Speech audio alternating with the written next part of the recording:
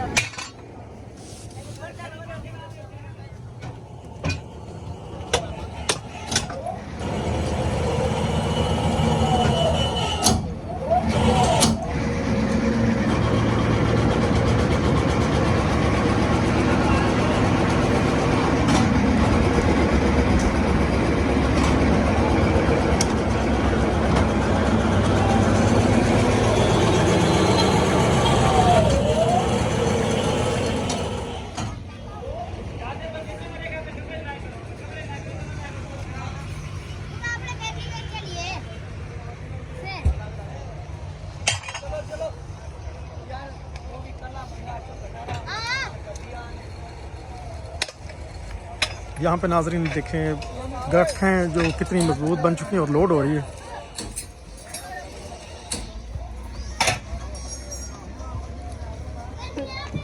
कितना वजन है छोटे था? 22 किलो।